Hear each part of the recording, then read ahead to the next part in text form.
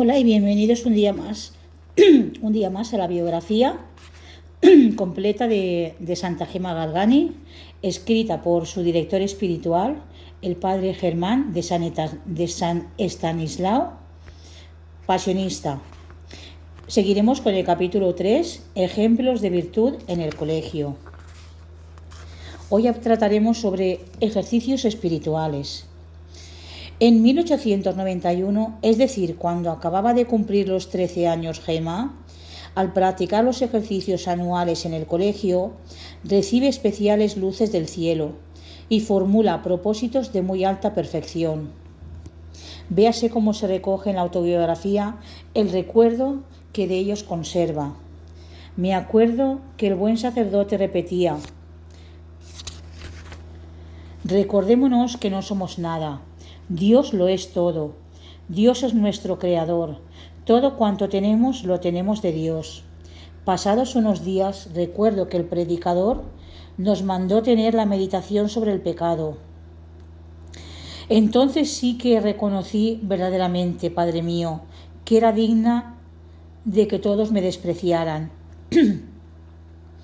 Me veía tan ingrata para con Dios y tan llena de pecados. Luego tuvimos la meditación sobre el infierno, de que me reconocí merecedora, y en esta meditación formulé el siguiente propósito: haré entre día actos de contrición, en especial si cometiera alguna falta. En los últimos días consideramos los ejemplos de humildad, dulzura, obediencia y paciencia de Jesús. De esta meditación saqué también dos propósitos. Primero, visitar todos los días a Jesús sacramentado y hablarle más con el corazón que con la lengua. Y segundo, procuraré muy de veras no tener nunca discursos inútiles o indiferentes, sino que hablaré de cosas del cielo. Acabados los ejercicios, obtuve del confesor licencia para comulgar 3 veces por semana, práctica en la que perseveré cerca de 3 años, hasta 1895. Aplicación. A pesar de esto, no vaya a creerse que por la prolongada oración y especial empeño en las cosas espirituales diese de lado a sus deberes escolares. Nada de eso. Era de las más diligentes. Se aplicaba cuanto sus fuerzas se lo permitían con aplauso general, y ganaba en los exámenes de fin de año los primeros premios. En el curso de 1893 a 1894 obtuvo el gran premio de la Medalla de Oro en Religión, premio que solo se concede a las alumnas que durante el curso entero consigue siempre 10 puntos en las lecciones de doctrina cristiana, que es la máxima puntuación. Primera aparición del ángel. A esta ocasión se remonta la primera aparición y locución angélica que conocemos. Escribe en la autobiografía: un día, bien lo recuerdo, me regalaron un reloj con cadena de oro. Yo, vanidosa como era, no veía el momento de lucirlo, saliendo fuera con él. Salí, en efecto, pero al volver e ir a desnudarme, vi a un ángel, que ahora conozco era el mío, que me dijo muy serio: recuerda que los preciosos arreos que han de hermosear a una esposa del Rey crucificado no pueden ser otros que las espinas y la cruz. Reflexionando sobre tales palabras, formulé este propósito: por amor de Jesús y para agradarle únicamente a Él, jamás llevaré ni hablaré de cosa de vanidad. Tenía también un anillo en el dedo, me lo quité y nunca más lo he vuelto a llevar. Referente a los trabajos que se acostumbraban a hacer en el colegio, consiguieron algunas veces las maestras vencer la repugnancia que para exhibirlos mostró constantemente la humilde niña, obligándola a exponer sus composiciones en prosa y verso. Los ejercicios de francés, aritmética y otros semejantes, lo cual prueba su habilidad y éxito en los estudios. Cuéntase también que, viéndola demasiado aplicada al estudio, los de su familia llegaron a decirle en diferentes ocasiones: ¿por qué estudias tanto? ¿No te basta ya con lo que sabes? Muerte de su hermano Ginés. Entre tanto se le preparaba a la buena familia otra gran desventura. El hermano Ginés, de quien se hizo mención anteriormente, había contraído la enfermedad de que murió su madre y estaba al borde del sepulcro. Gema y él se amaban tiernamente. Eran dos almas que marchaban acordes en su manera de pensar y sentir, especialmente en las cosas de piedad.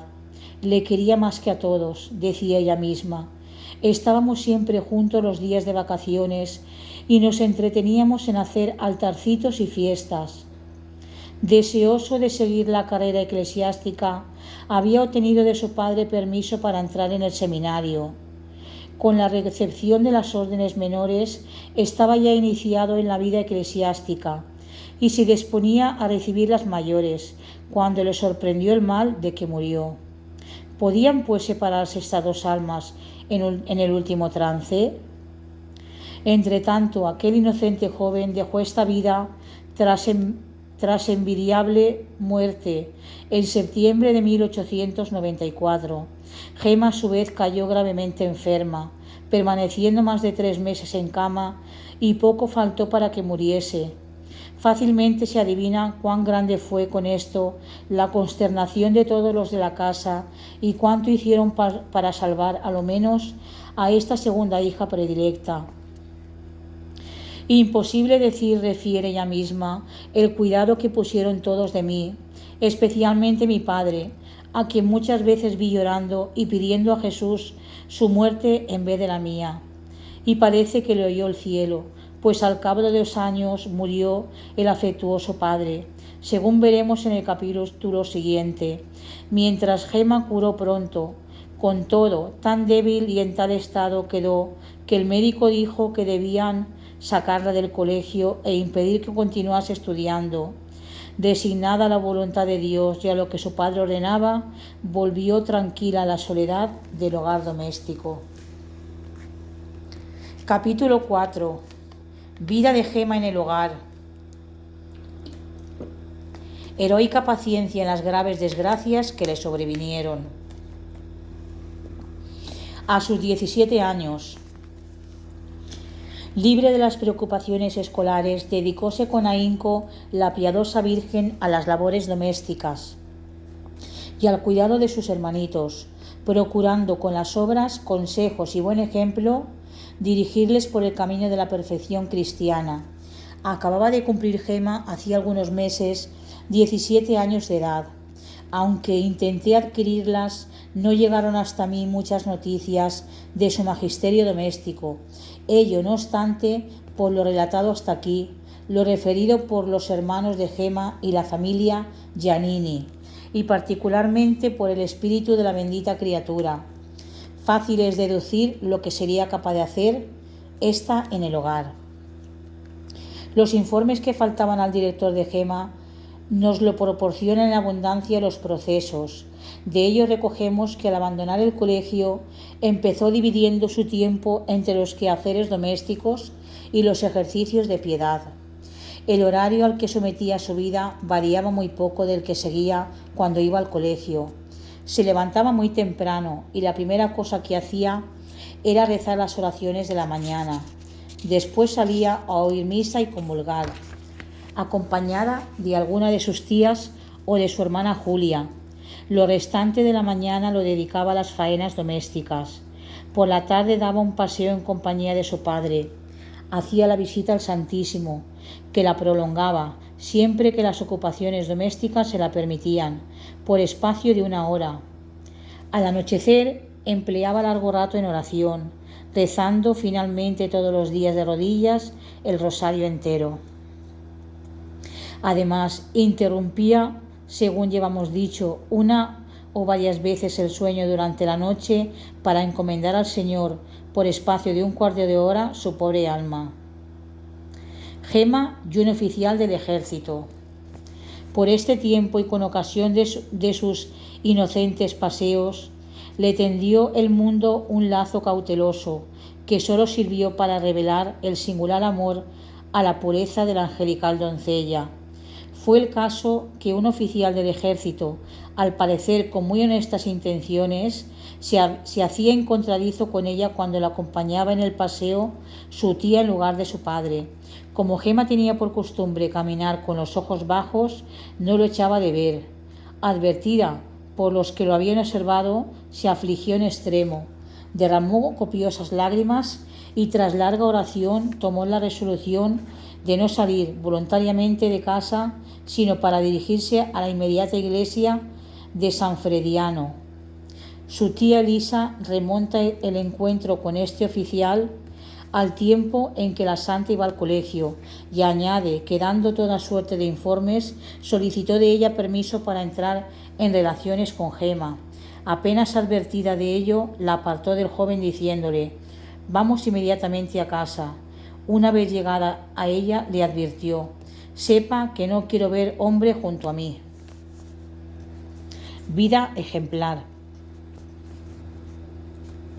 El buen ejemplo que daba a los de la casa con su edificante o conducta era muy señalado, de ahí que fuera admirada aún por los extraños, que a cada paso la recuerdan. Entre otros hubo un criado, Pedro Maggi, que frecuentemente acompañaba a la joven cuando salía. Este hombre, para expresar la admiración que le causaba la virtud de su joven ama, solía exclamar: «¿Qué quieren que les diga? No hay más que una Gema». A pesar de ser tan grande la virtud de este ángel dentro del hogar doméstico, figurábase ella que carecía de dones celestiales, por lo que continuamente se estimulaba para adquirirlos.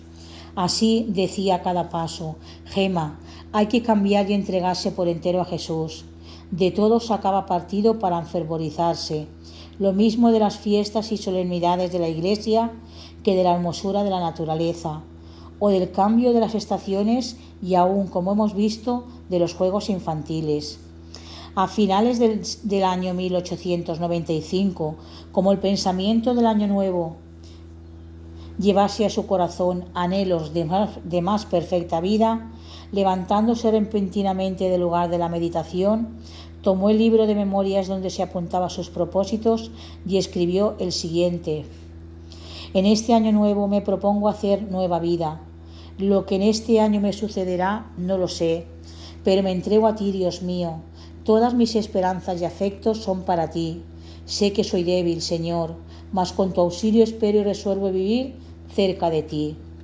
Qué maravilla es, pues, que la bienaventurada alma de Gema, puesta en tan feliz estado, despreciase con tal desdén la vida presente y suspirase por el paraíso con vivísimos deseos. Según hemos visto, ya se había engendrado tal anhelo en su corazón siendo tierna niña, dígalo ella misma, llegada a la adolescencia. Desde el momento en que mi madre me inspiró el deseo del paraíso, lo he anhelado siempre, de modo que si Dios me hubiese permitido elegir, habría preferido salir del cuerpo y volar al cielo.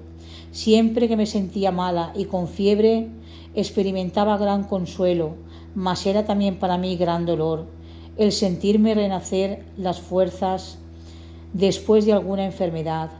Así, un día después de la Sagrada Comunión, pregunté a Jesús por qué no me llevaba al paraíso. «Hija mía», me contestó, «porque en el tiempo de tu vida te daré muchas ocasiones de mayor mérito, redoblando en ti el deseo del cielo y soportando tú con paciencia la vida». Gema, que así hablaba, tenía entonces solo 18 años. Anhelos asemejarse a Jesús. A este tiempo se refieren las ansias que devoraban a la sierva de Dios por asemejarse a Jesús en los padecimientos. Dejémosle nos lo explique ella misma. También este año 1896 se despertó en mí otro deseo, el de amar mucho a Jesús crucificado y al mismo tiempo padecer y ayudarle en sus dolores.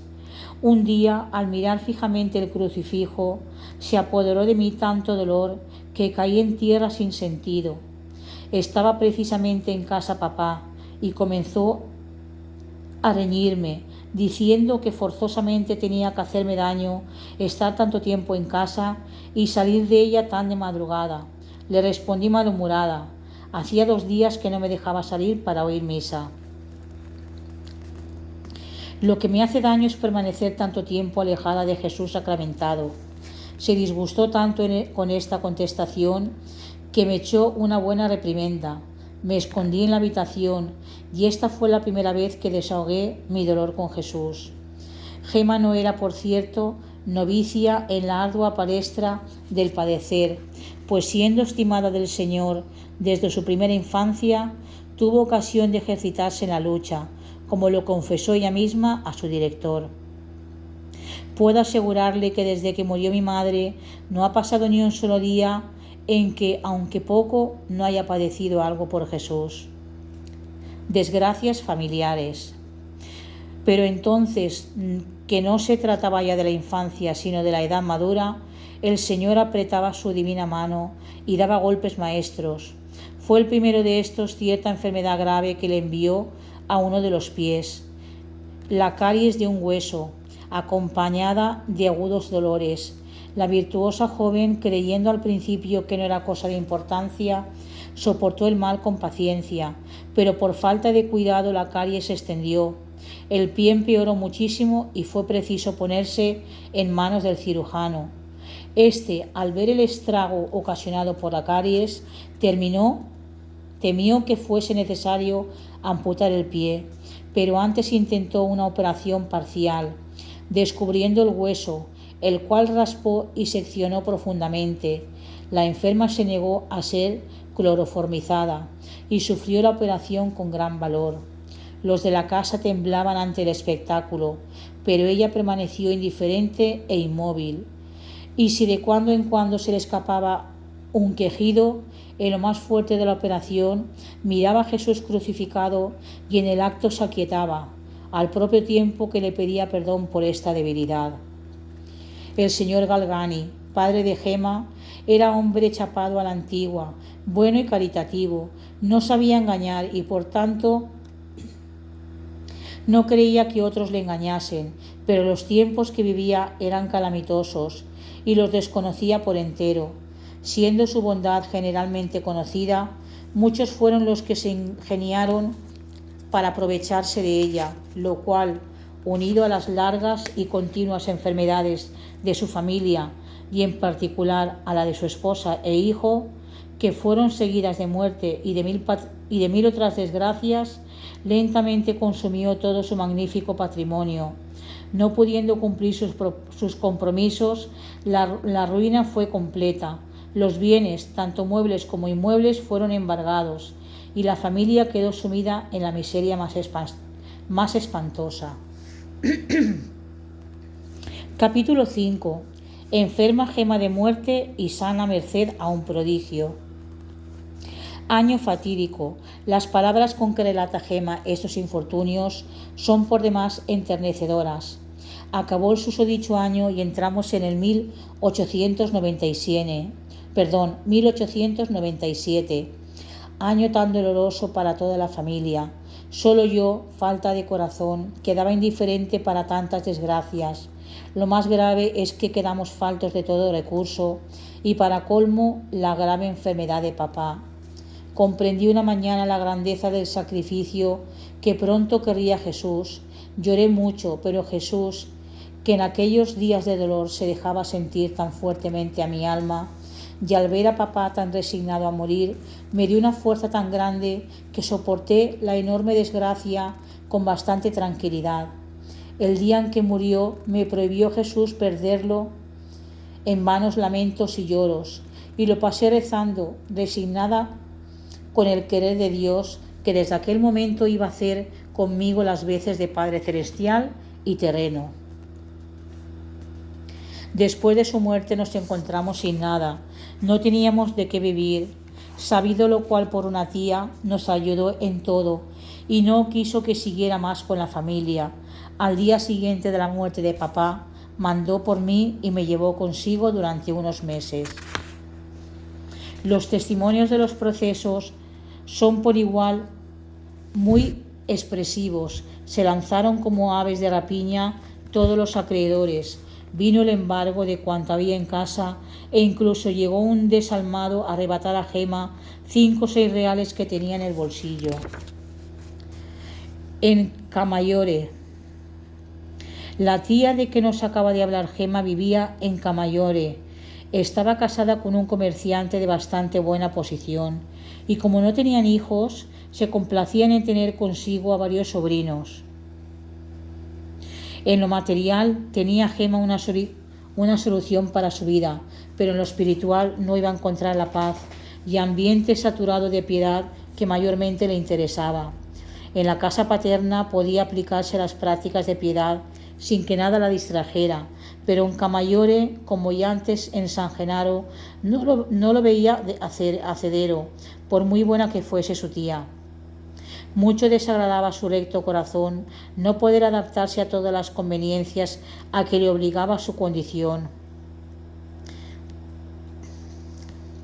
Y por otra parte, en adaptarse a ella sentía escrúpulo y remordimiento. ¿Qué hacer? El confesor estaba lejos. En Luca, por consiguiente, no podía tenerlo a su lado para manifestarle sus incertidumbres.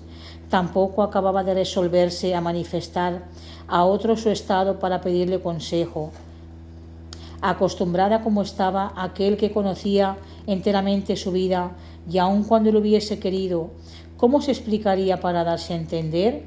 Su pena era tanto más amarga cuanto con aquella turbación interna hallaba dificultad en acercarse frecuentemente a recibir el pan de los ángeles, el cual para su alma era el único y verdadero consuelo.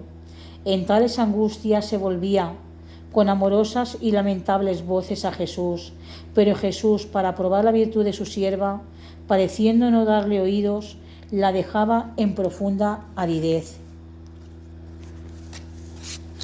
Hasta aquí vamos a la lectura de hoy, del capítulo 5, el comienzo del capítulo 5. Mañana continuaremos con otro punto del capítulo. Espero que os esté gustando tanto como a mí. Un abrazo y gracias por escucharme. Amén. Que sea.